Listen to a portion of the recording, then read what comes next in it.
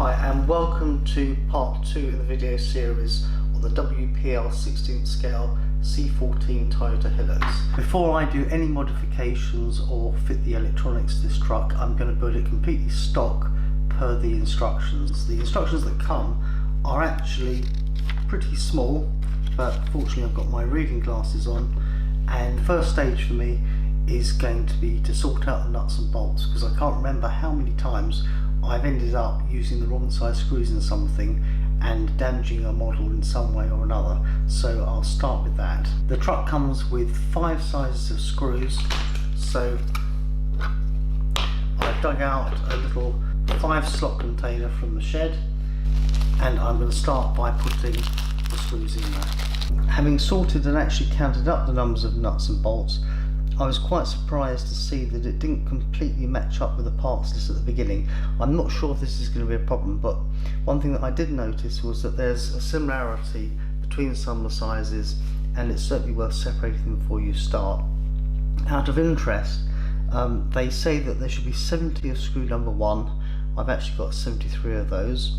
There should be 6 of number 2, which are these ones here, which I have got 6 of.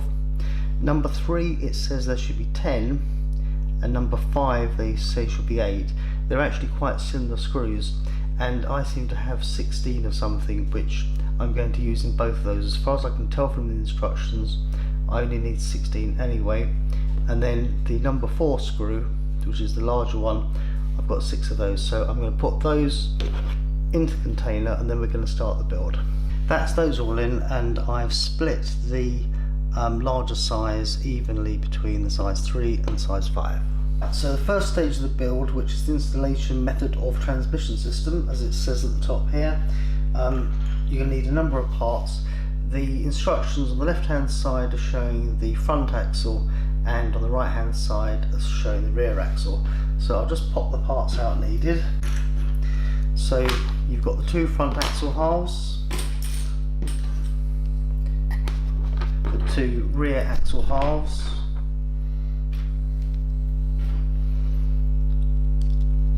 one drive shaft for each, which are identical, 1 bit for the top for each, a diff cover for each, and steering knuckles for the front. You're also going to need main axle for the front, axle for the rear, and then the little stub axles for the front. Starting with the rear axle, I'm going to put a little bit of grease on the gear there. I don't think there's a lot of point in putting grease anywhere else, and it's important to get it the right way around, but it's not difficult. And you need to move the bearings along to make sure that they're seating in the right places. Oops. A little bit fiddly, but basically you have 1 bearing at each end of the axle halves. Smooth these along.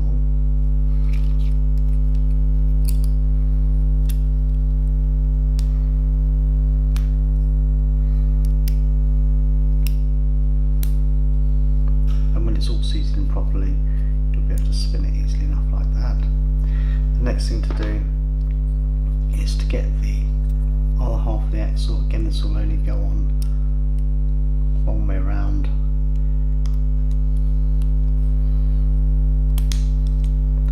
and it all snaps nicely into place. I do feel that we could do with a little bit more support around the ends here. So what I'm going to do is I'm going to get some masking tape, cut it out and put it around there.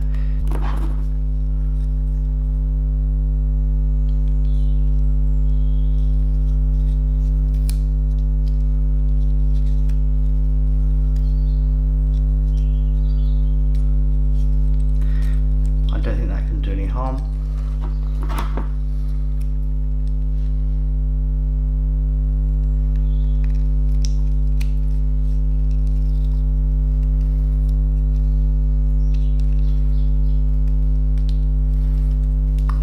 fix that. It's quite important that you get this back plate round the right way, otherwise you can end up going down the wrong holes. So when you hold the plate up, and hopefully you can see this, I'll just bring it into shot, you'll see that the holes here are aligned towards the top rather than the side. There's not a great deal in it, but basically it needs to go that way around so that you're locating on these upper and lower holes and not these ones at the side, like that. And then it's just a case of putting the 4 screws in, and these are supposed to be number 3s, so they're 4 of the longer screws I've got. You'll know if you've got it right because the screws just push in easily when they need to be done up. The front is very similar to the rear, but I'll just show you the start of the assembly. So might as well put some grease on it first.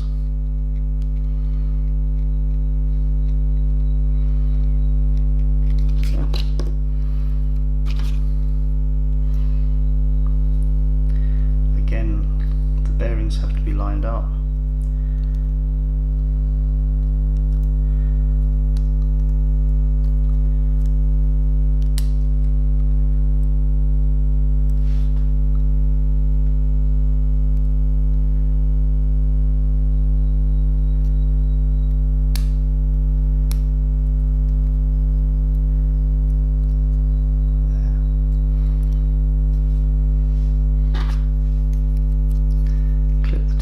Together.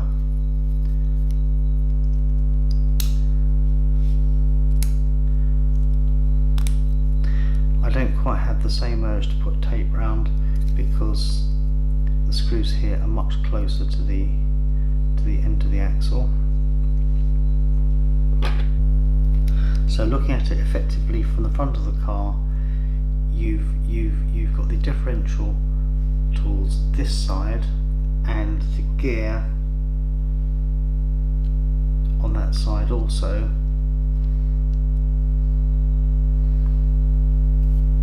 If you look at the inside of the drive shaft, you can see how the gear is slightly over to that side there.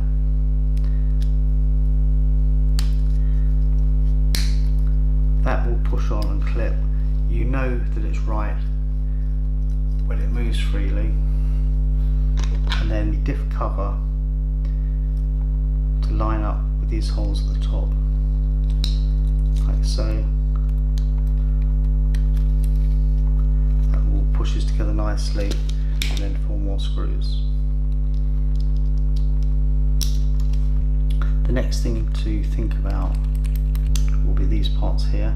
Now we haven't done the screws up there yet, and there's plenty of room for these to open out. I did this up in the middle so that it wouldn't keep falling apart while I was building it. I'm going to put some grease on these dog bones.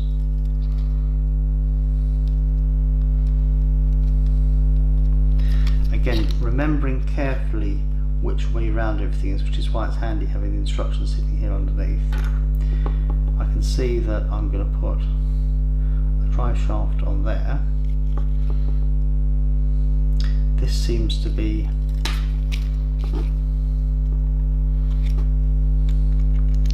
a place of rubbing. I don't think there's any point in putting grease on that. And the steering arms come forward. I don't think that they're handed. If they are, I'll find out in a minute and rewind this bit of video and redo it. There we go. Everything moving nicely there.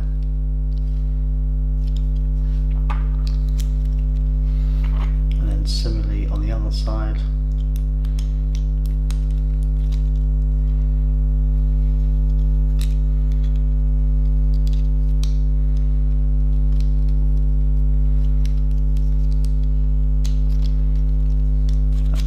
Nicely.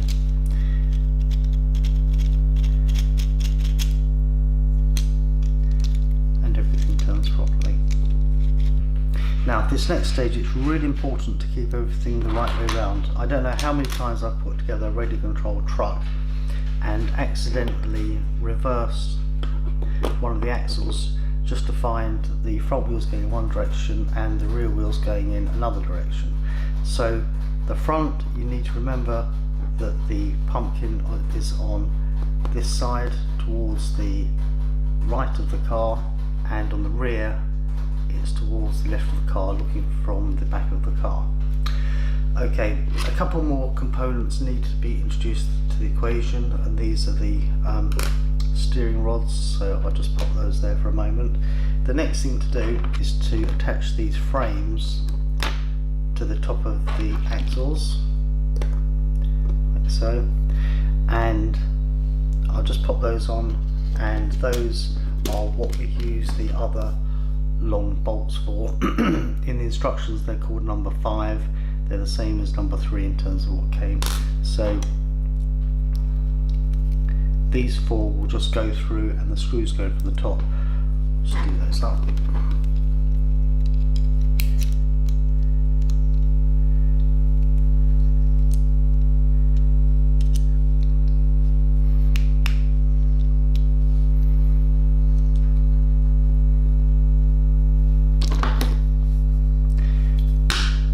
These are quite tight on the holes, so you need to make sure that the 2 holes of the axle remain held firmly together. In fact, find it easier and indeed safer to screw down onto a surface like this piece of wood, which I'm screwing down onto here. You really don't want to burr these screw heads, otherwise you'll never get the screws either in or out.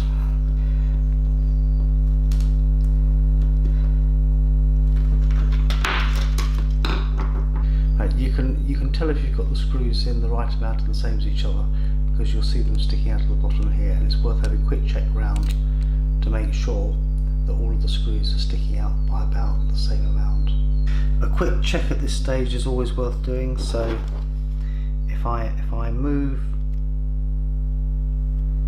the axle here counterclockwise, I can see that the axles are moving forward, and if I move the rear in the same direction, same thing happens, so we know that's good. Okay, so for the very last part of this stage, just need to attach these steering rods. One goes at the bottom like this. You should just push on. Look.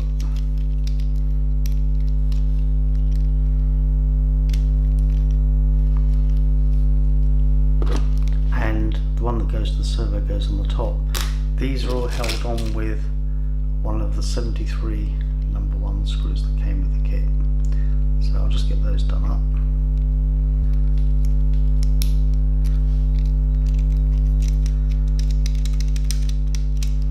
That looks pretty good. Not a massive amount of steering by the look of it. That could be remedied by generally drilling some parts out, but that's actually going to possibly give rise to other problems with the universal joints. So for the time being, I'm going to leave it as it is. Right, so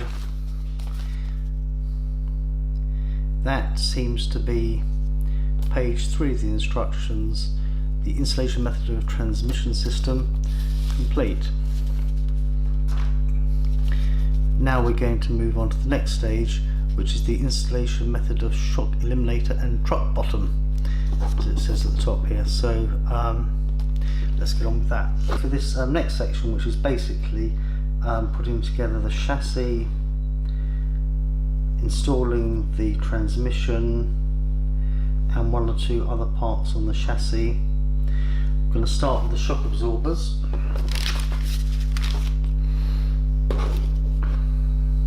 So these are quite a simple affair.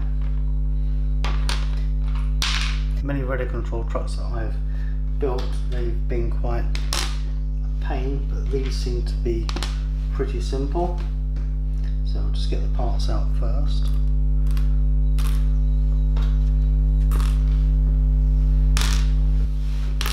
And so you just get these pins, you drop them through, spring, pop it in, and then these caps just clip onto the top. Simple but actually quite effective.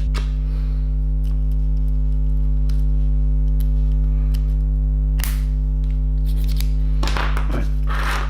That's the 4 shocks. The next thing we need are the chassis sides.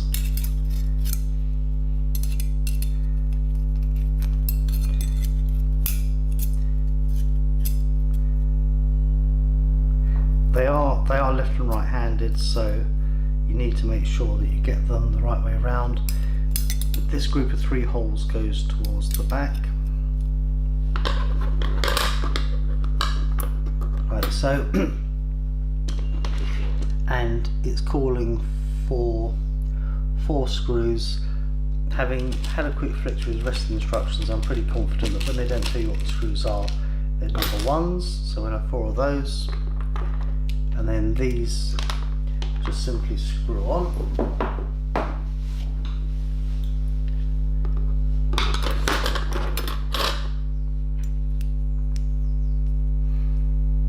They're actually locating the holes, so I don't think you can get them too tight. Again, you need to be careful that you put them in straight so that you don't end up splitting anything.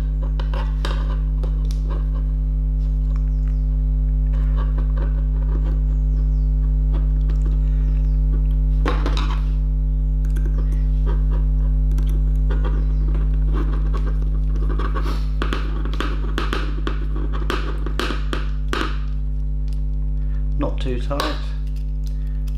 Perfect.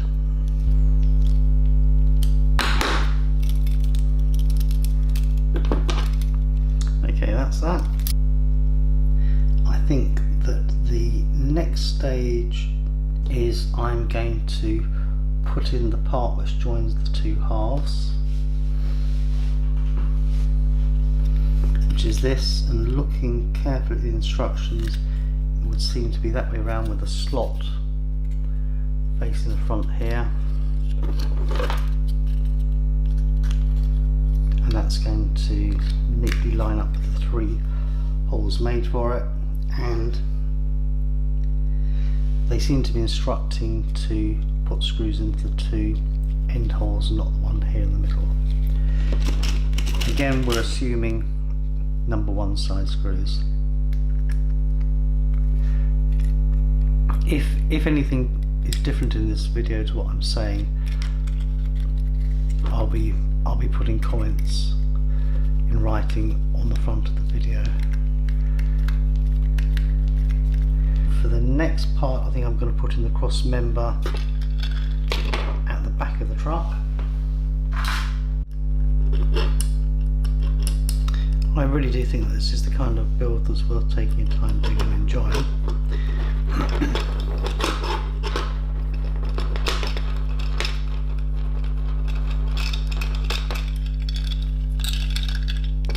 That's good. Now I'm going to move on to this centre section here, which is where the steering servo will go. That's this piece here, and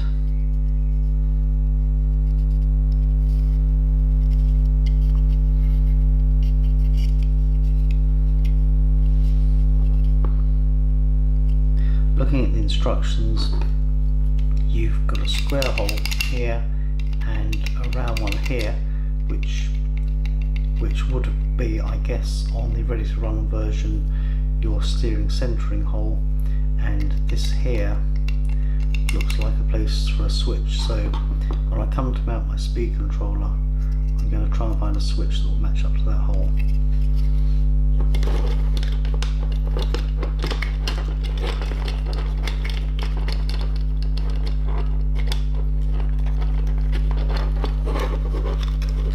Alignment is pretty straightforward. These screw holes have got little flanges on them, so they will actually locate into the holes. I'll put those in.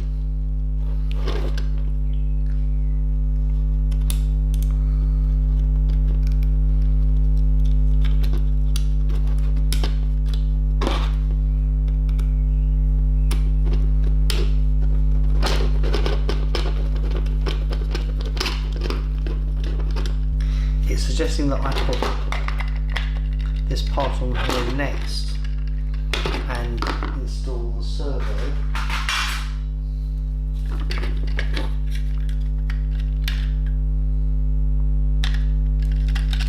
Which would just, seems to be quite a tight fit actually.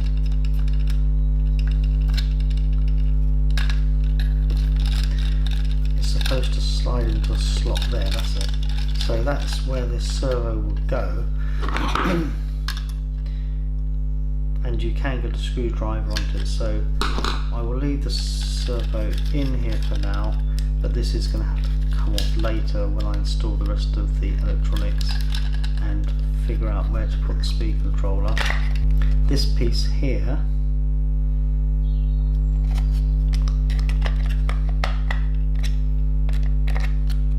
locates onto these two screws.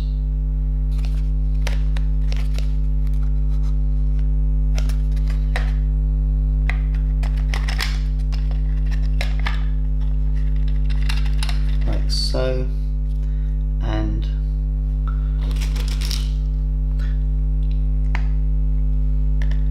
these again are number 1 screws, so I'm going to put those in for now.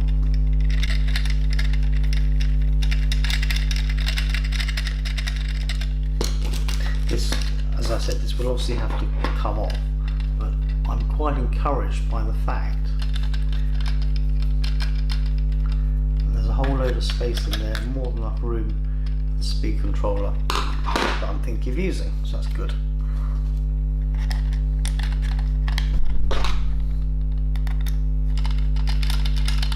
Okay, so that's that piece there.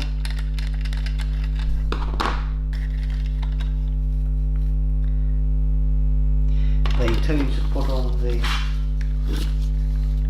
front bumper, so I think I'll start with the headlights while I can get to everything.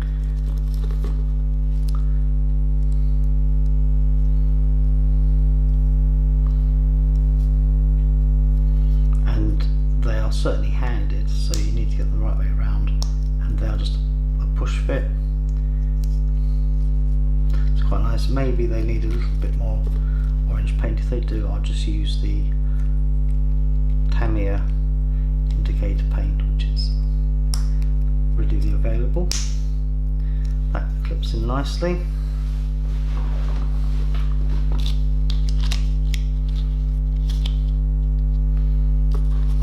And then put a number 1 screw in the back there.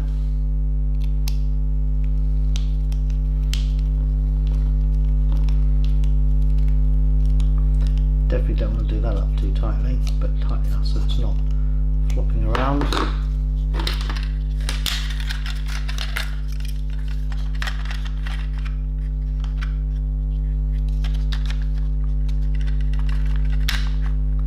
And then this screws onto the bottom of the box where the servo is.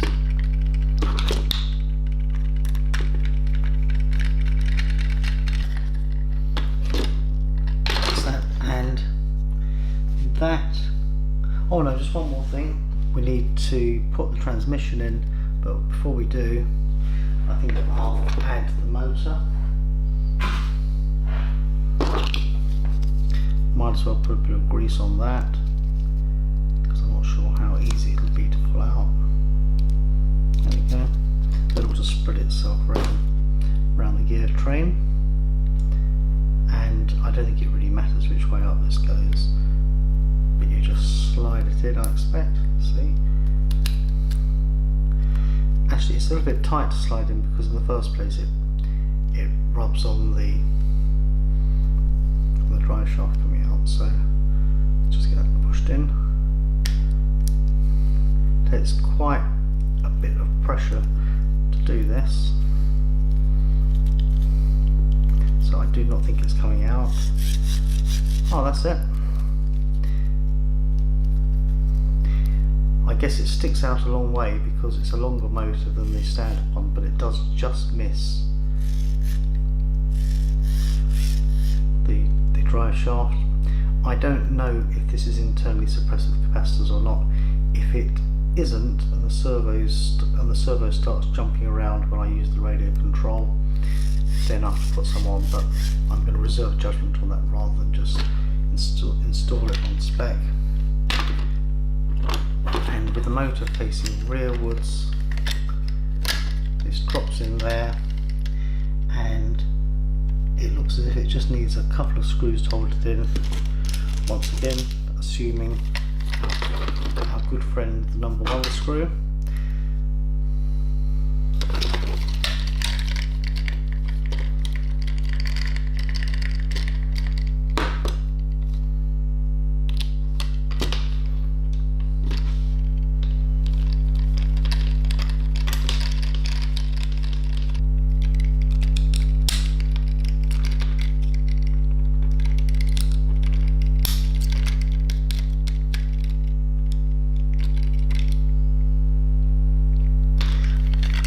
Right,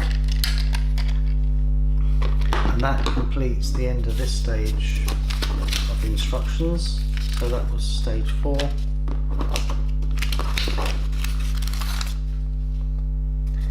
We're now on to stage 5, which is titled Installation Method of Connecting Rod and Transmission Shaft and Truck Bottom. Okay, so this is the bit where we essentially are installing the axles into this structure, and that also is including the suspension track arms. Right, the kit comes with 8 of these, but there are 2 different kinds. There's this kind here with quite a shallow angle on the small end, and this other kind here which has got a much bigger kink to it.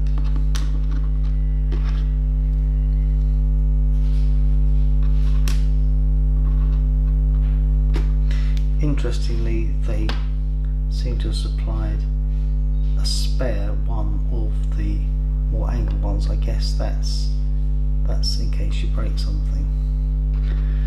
They've supplied a spare one of the less angled one as well, so that's actually quite nice that they've done that.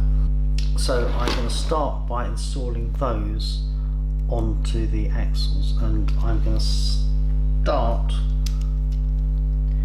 with the front. The angled ones are obviously to go there on the inner mountings, and once again we're assuming number 1 screws, so we'll start here.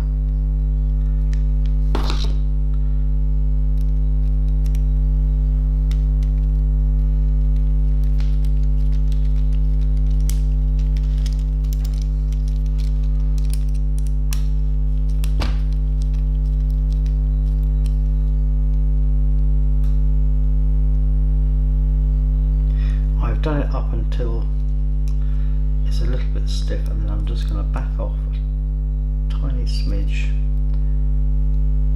so that we've got free movement. Similarly, taking another one of the angled ones, I'll do the other side of the front. The next bit which I'm going to do is something which I should have probably done earlier when I was putting the shocks together, and that's to put these balls on the end of the shocks. So it's simple enough at this stage, and I just want to go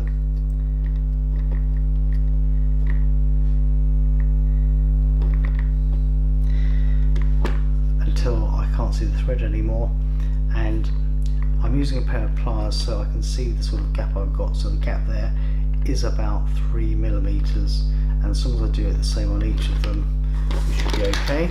So the next thing that I'm going to do is I'm going to install the lower suspension rods. In terms of the way round, the screws that hold it onto the chassis are going to go this way round with this raised area locating like that, so you need to make sure you get them the right way around. These are going to go on first, followed by the shock absorbers like that, and then held on with a number 1 screw. A little bit tight with this steering arrangement. It should go on.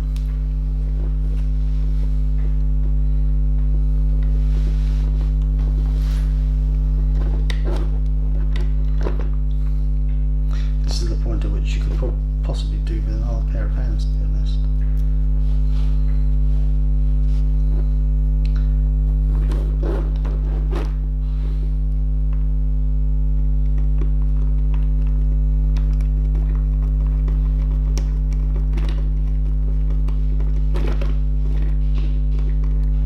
Not too tight, just don't split anything. That seems to be okay. And at this point I'm going to locate the two halves of the drive shaft together, because at some point I'm sure it will become impossible to do. And the suspension rod on the top goes to the top. I'll just hold that still. Get a number 1 screw. So.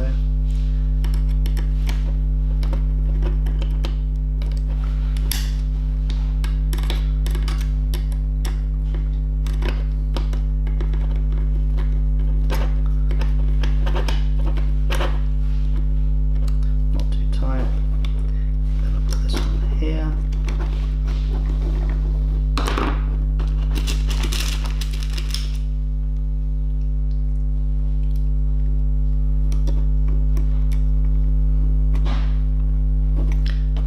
Screw.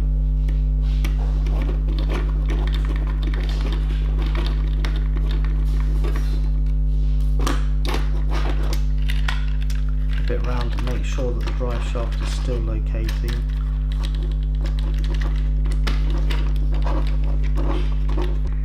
Right, so I'll do this one up here next.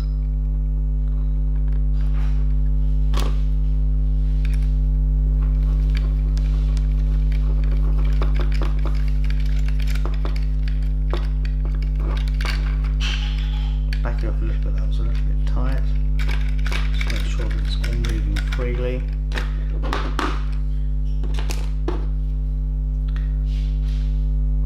And lastly I'll pop that there.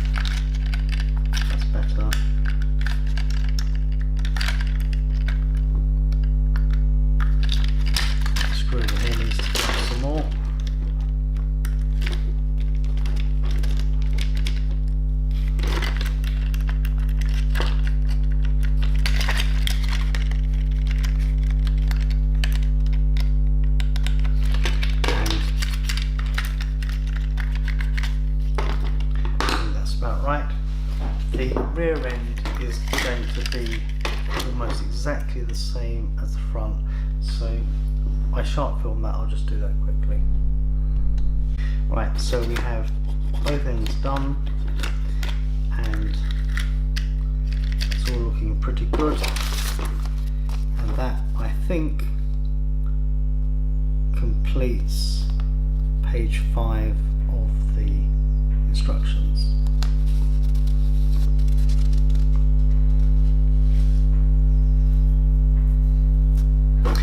Right, moving on to page 6, and page 6 starts off with a completed view of what we've just done, and then it says here installation method of Crophopper.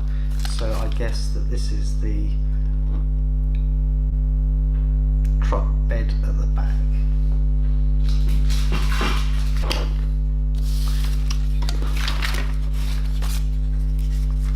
Starting off with this piece here, they're telling us to install this rear plate, and I'm going to go one way around. Mine seems to be slightly curved, so I'm just going to bend it the other way a bit. It's not perfectly flat, but I'm sure that will do. I think that having this metal plate is quite a nice touch.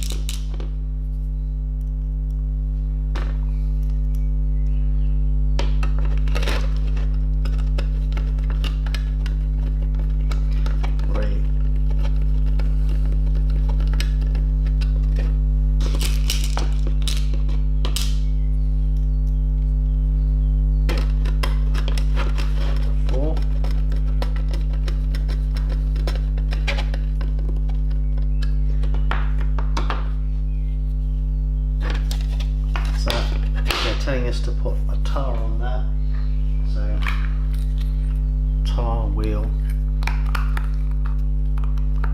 I think that on the wheels and tires which are actually going to go on the truck, I'm probably going to end up gluing them, but in the first place I won't. That's just going to sit on there, and we're calling for a number 2 screw for the first time, so I think that these number 2 screws are the ones that actually hold the wheels onto the axles.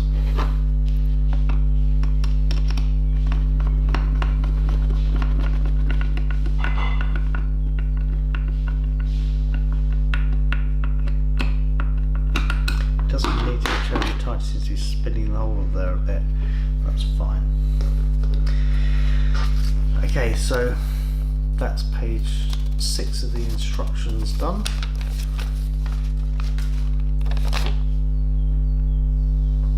Moving on to page 7, it says installation method of truck hull, i.e. the body.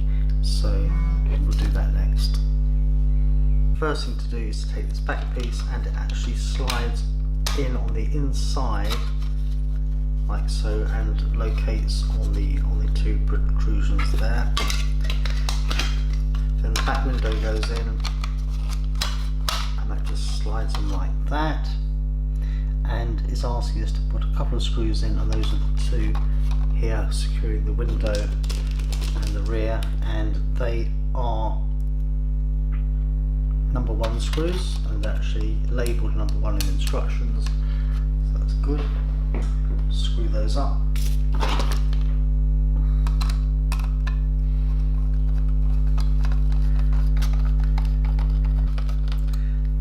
That's that piece there. The next thing that it wants is, I would say, the dashboard, which is here. That just cuts off the sprue that it comes on. Sorry, the dashboard is here. We need the seats as well. Like so. And I would expect that we're going to want to put the steering wheel on at the same time.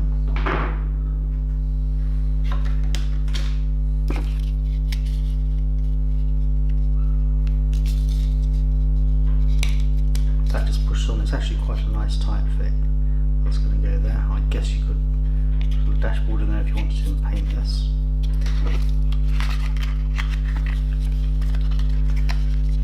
The gear levers are on, so we don't need to do that.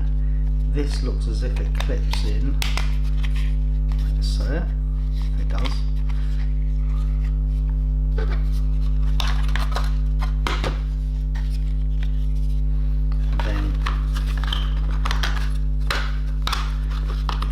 Rear part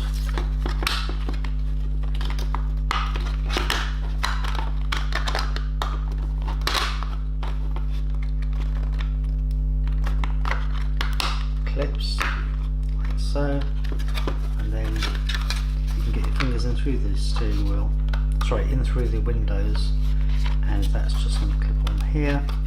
And again, we're going to need a couple of screws,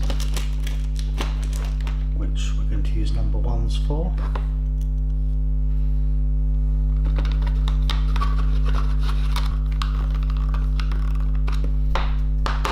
The next stage seems to be a series of scale parts. So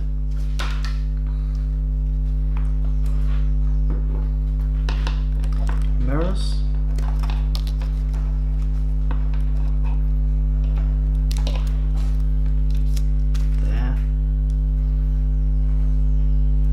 door handles. We seem to have 4 of them, but we're only going to need 2, so I'll just cut 2 off. Maybe they're spares for when they fall off. We also have 3 windscreen wipers, which is interesting. The windscreen wipers all seem to be the same as each other. I can't see any difference in them, so I'm just going to have 2 of those.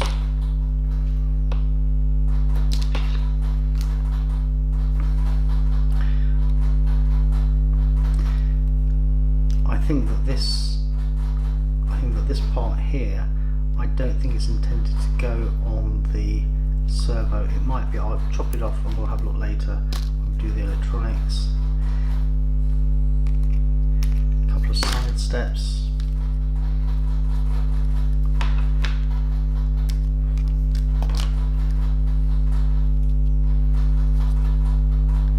And the snorkel.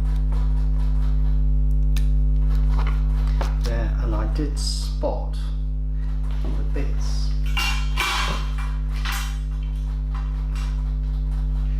something to go on the front of the snorkel,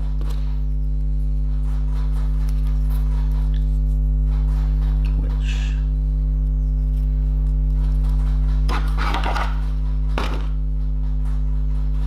if the snorkel's going to go like that, then this part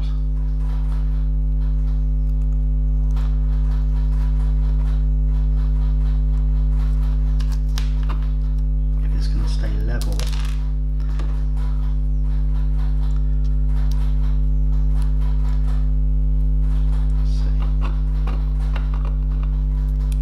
Yeah, it's going to go angled like that, and that just pushes on. That will stay there. And as we start the snorkel, that just clips in like so, and it also locates the part sticking out of the body.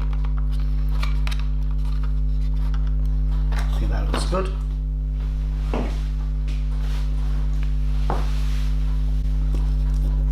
Mirrors, they're fairly soft plastic. It will be easy enough to put something shiny there, and I'm not going to stick these on, partly because I might have to paint the body, but also because I would rather that they came off rather than snapped off, and then they could just be put back on again if you can find them.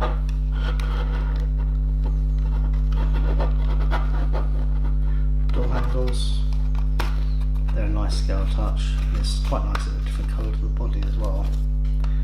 Another mirror.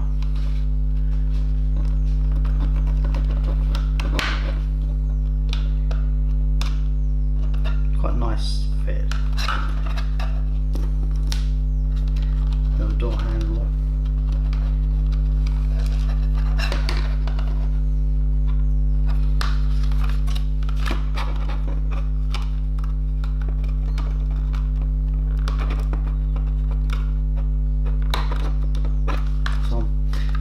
nice scale touches to the moulding, so you've got the door lines here, this piece along here, that bit there that you might want to paint black, even the place where the keyhole would go, so lots of potential for detail.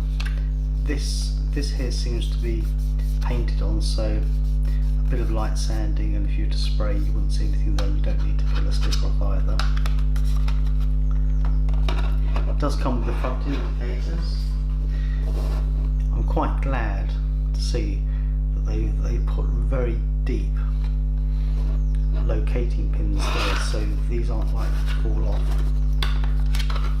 anytime soon, although once you're happy with the model you might want to paint the back of them with the Tamiya indicator paint, and you might actually want to glue these in at some point. I probably will, because they're the kind of part which is very easy to lose and you won't be able to find it. Talking of which, oh yeah, there's the other one.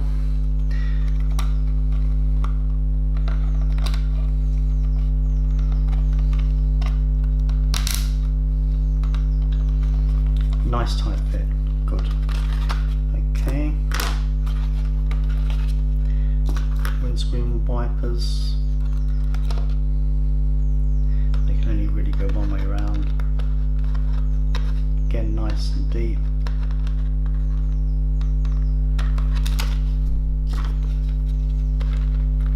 I'm getting to get the hole. Tight fit, which is sort of what you want.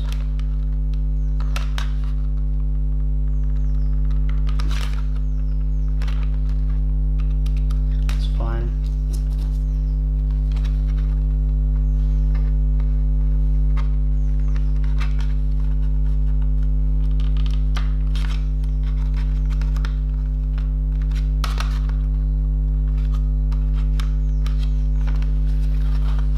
Another nice scale of detail. Right, so for the side panels, they screw in from the outside, like so.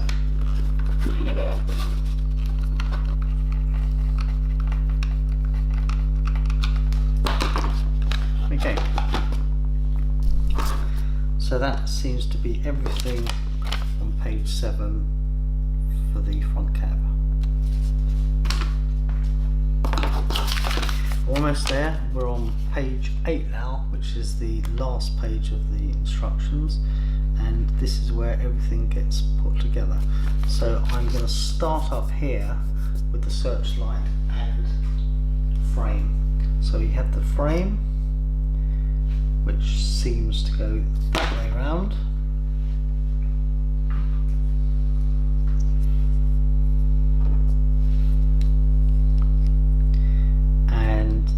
Searchlight, which actually just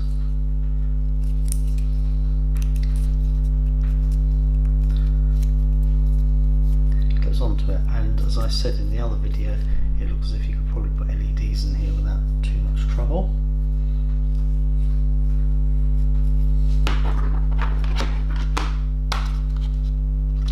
I think that I'll mount the body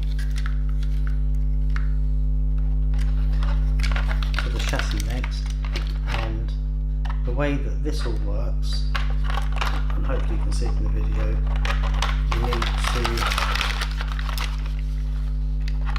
you need to locate the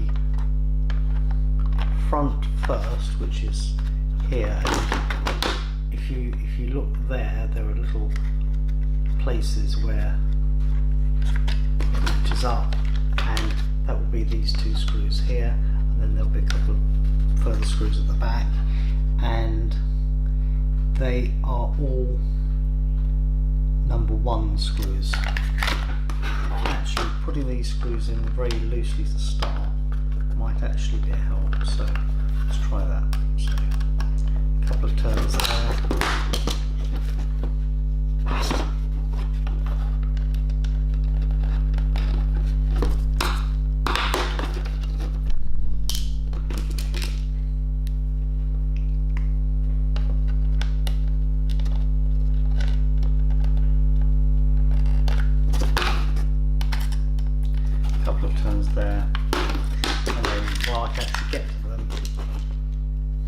just going to drop these screws in.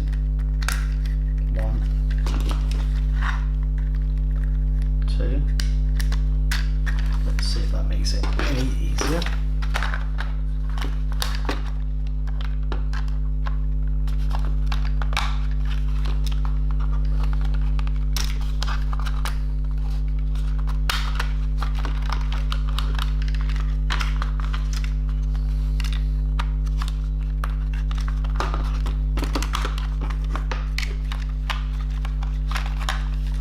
It certainly does.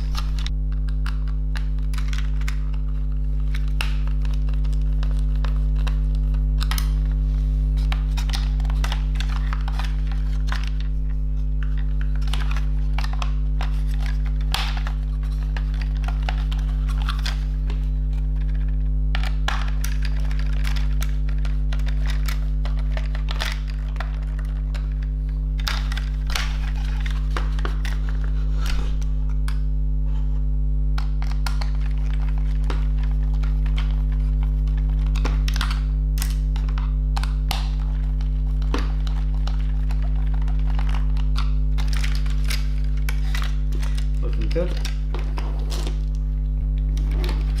These two tabs here need to go on the outside of the chassis. And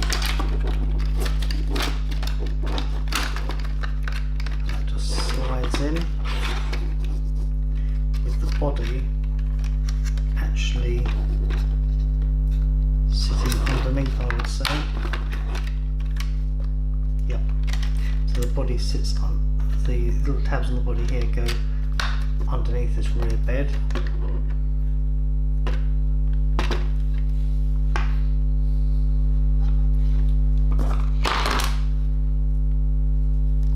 And this frame at the back just pushes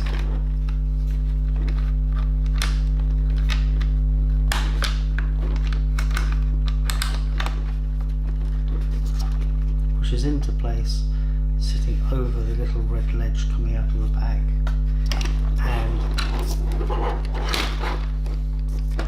that gets held in place with a number 4 screw, which is the first time we've seen these used.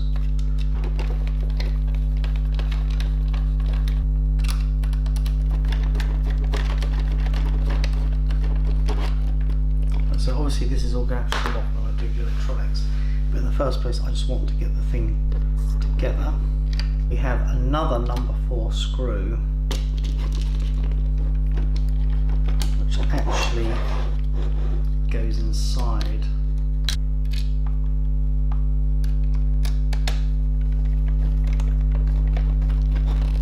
It does do up, but you've got to kind of hold the body back a bit.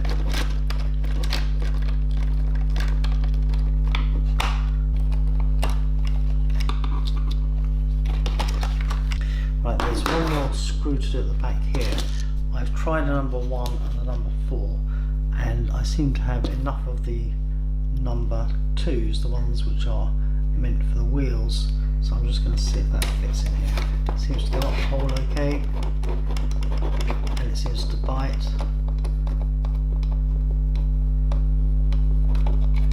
So I'm assuming that's the one that holds the bed onto the chassis frame.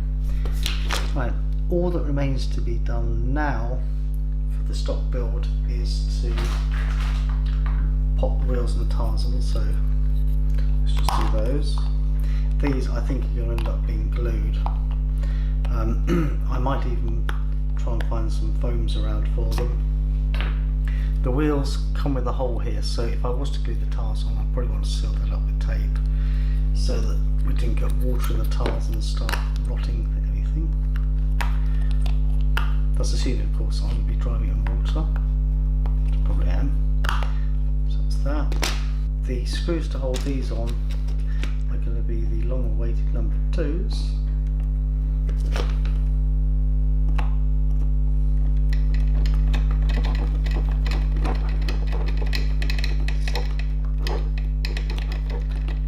They don't need to be ridiculously tight, but they do need to be tight enough.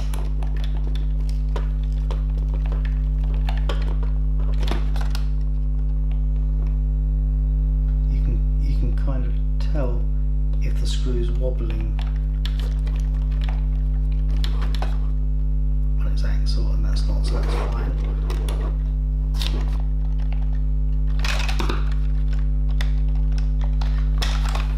Just one last thing to do, and that's to install the battery cover, because you can actually fit a reasonably sized battery underneath here. That just clips on like so you can slide your battery in and then click shut. I think that's another nice touch. It's always important with your control models to have practical ability to switch the thing on and off, which the on off switch on this will hopefully do, and a means of getting a battery in and out without having to take the whole model apart. Right, and there we have it. The stock WPL C14 Hilux or Hilux, waiting to have the radio installed. My conclusion so far is this has been a very enjoyable build, and I think that for £25 I think that what you get is absolutely amazing. I think that the quality, again at this price point, I don't think that you could fault that. There's probably lots of room for modifications that can be done, but I'm not sure that it's going to need too much of that. If I really like this truck, I might just get another one for spare parts for this and to use parts on other builds that I've got. I think that there's just so much value for money, and you know, so many spare parts that could be used for other things as well. So very pleased with this so far. As I said previously, the next video is going to be installing the electronics, which I thought I'd make a separate video on. This video has been deliberately quite detailed because I wanted to make a video that somebody who's relatively new to radio control stuff could actually follow this. I guess this video isn't really intended for expert RC builders, except of course they might want to skip through the bits just to have a look at any stages that they're having difficulty with. So I hope that those who've watched this video have found it interesting and useful, maybe inspired you to go out and buy one of these things. As ever, if you like the video, give it a thumbs up. If it's your first time on the channel, please subscribe, and if you've got any questions, please ask them in the comment section below. Thank you for watching.